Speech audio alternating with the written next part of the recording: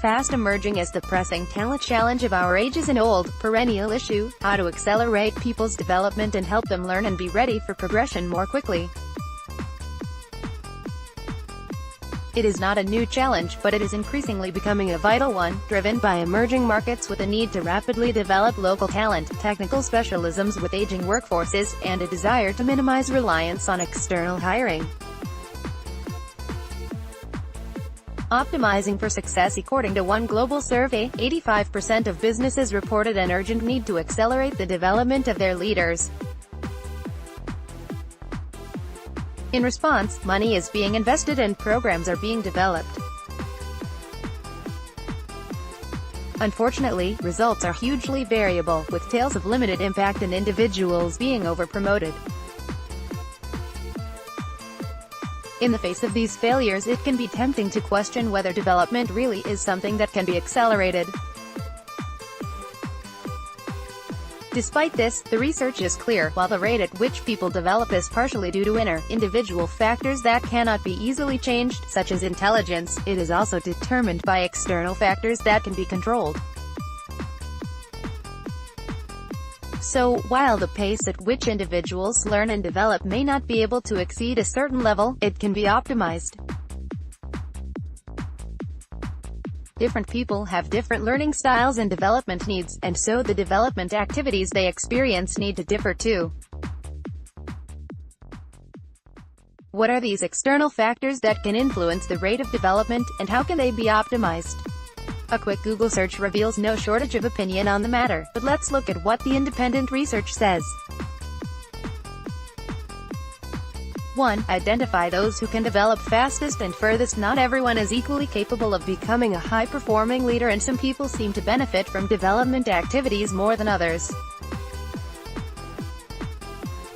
As a result, some people develop faster and further than their peers. In the face of limited development budgets, being able to identify who these people are can be critical. The traditional way to do this is to be led by performance ratings, but the ability to perform is not the same as the ability to develop.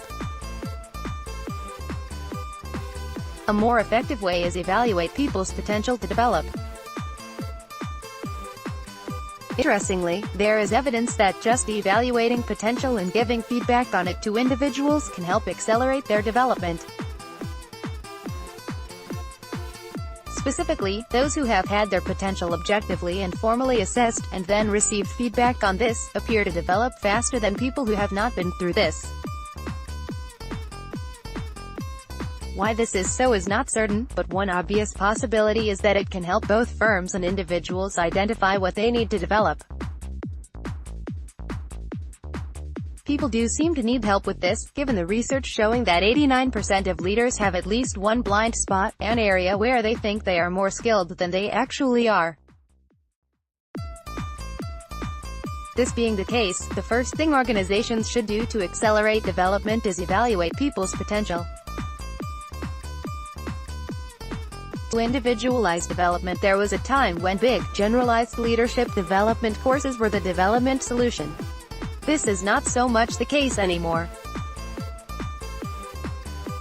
These one-size-fits-all programs are still popular and can still add value, of course, but to really accelerate people's growth, the development offered to them needs to be individually tailored. Different people have different learning styles and development needs, and so the development activities they experience need to differ too.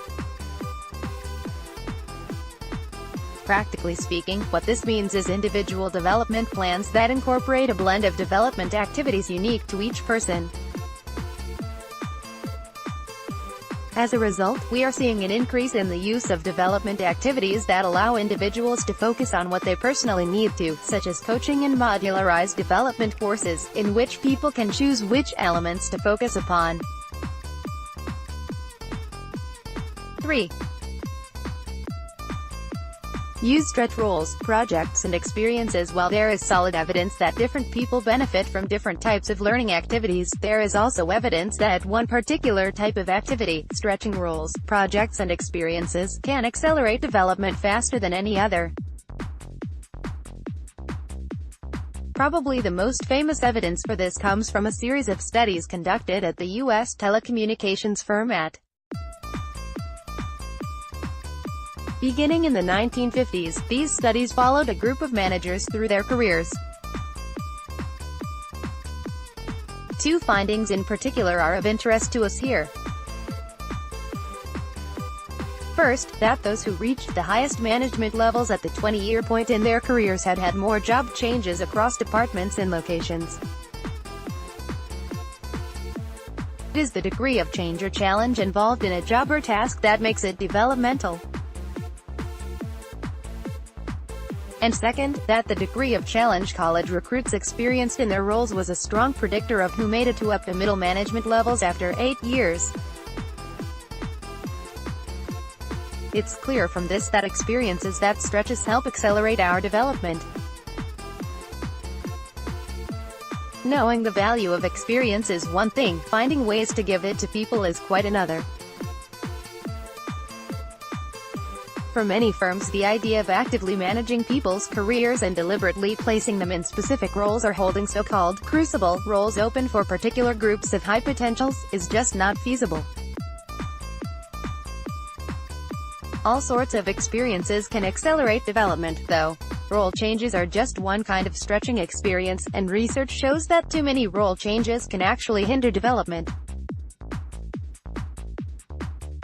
Other stretching experiences can and should be used, from things as simple as someone accompanying their manager to high-level meetings, through to leading or taking part in special projects.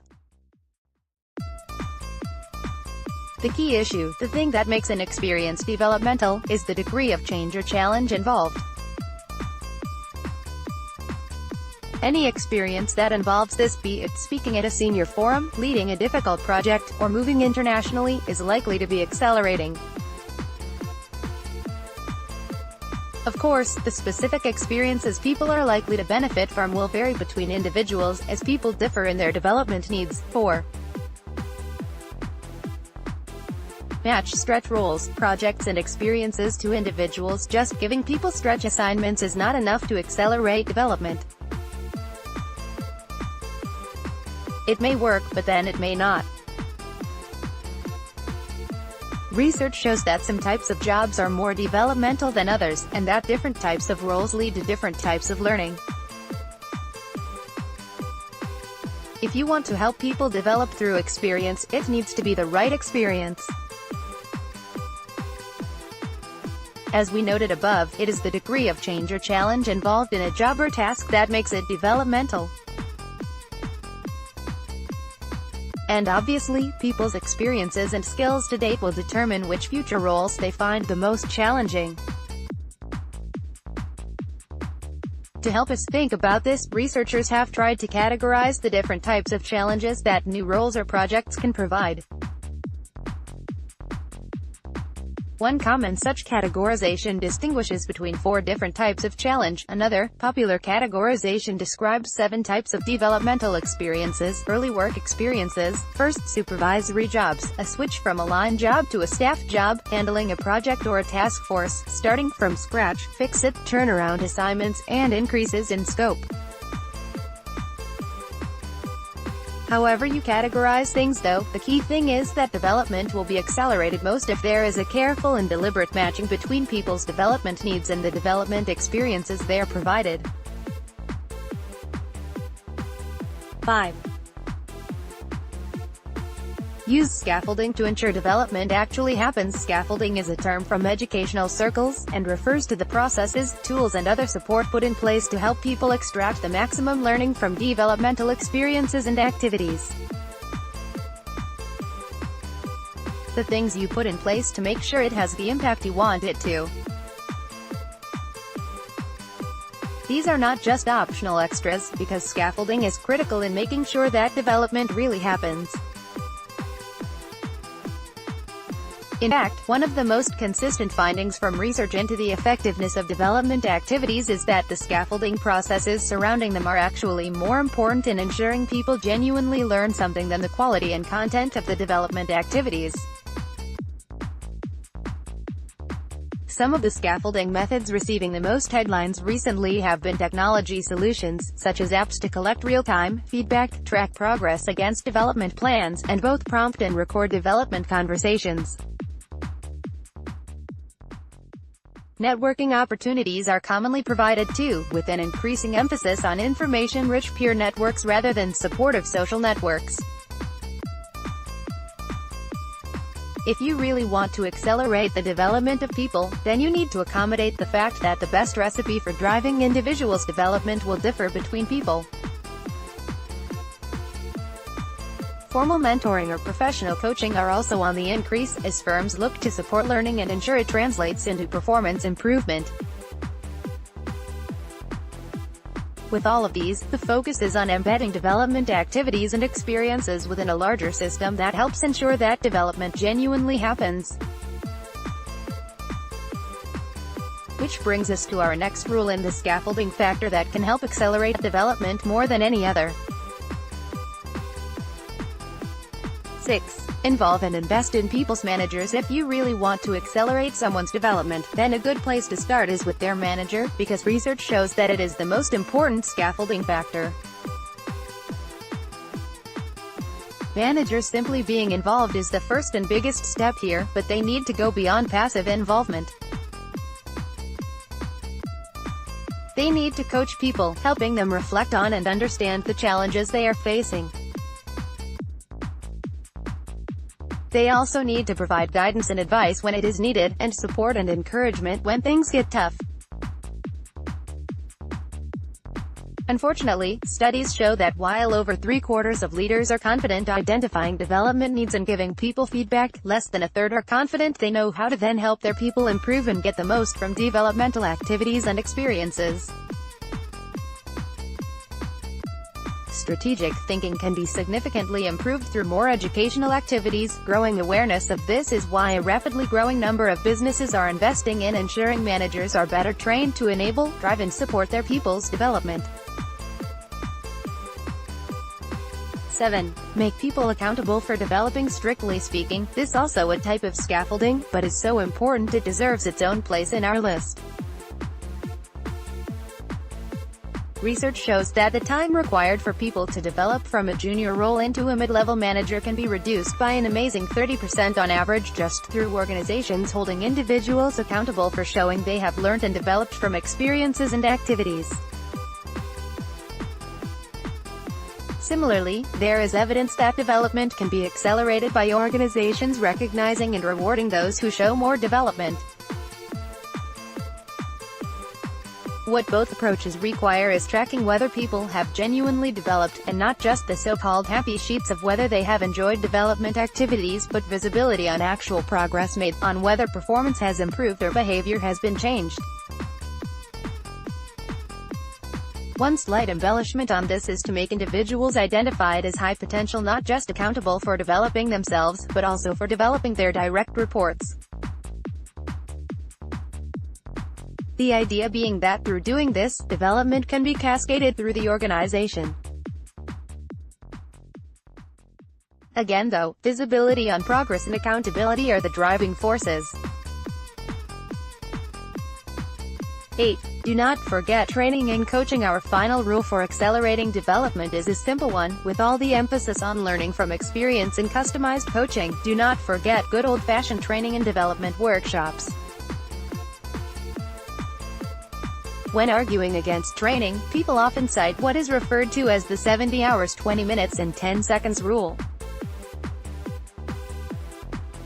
The idea is that 70% of learning should come through informal, on-the-job, experience-based learning, 20% should come through coaching, mentoring and performance conversations, and that just 10% should come through formal learning interventions, such as training, and from reading books and articles. It needs to be remembered, however, that these figures are essentially guesses that originally stemmed from a single piece of research that asked senior leaders what had made them successful. It is neither a scientific fact nor a recipe for how best to develop people. Instead, if you really want to accelerate the development of people, then you need to accommodate the fact that the best recipe for driving individuals' development will differ between people.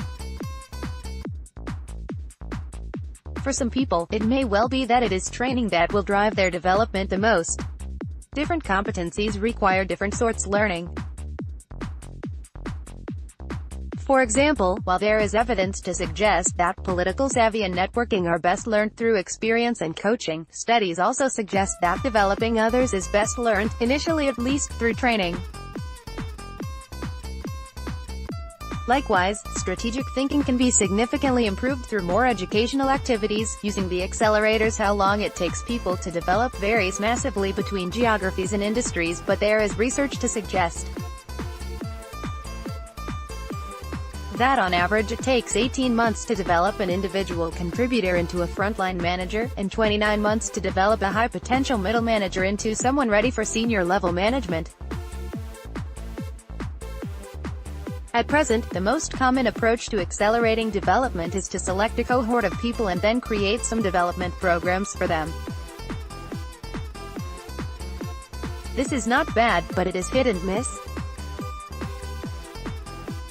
As we have described, what works best is two things: a strongly individualized and targeted approach, and a focus on putting in place the right scaffolding around development activities to ensure that they work.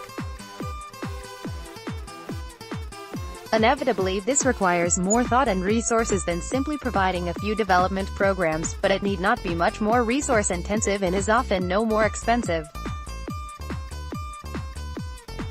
If you want to accelerate people's development, there are, unfortunately, no shortcuts.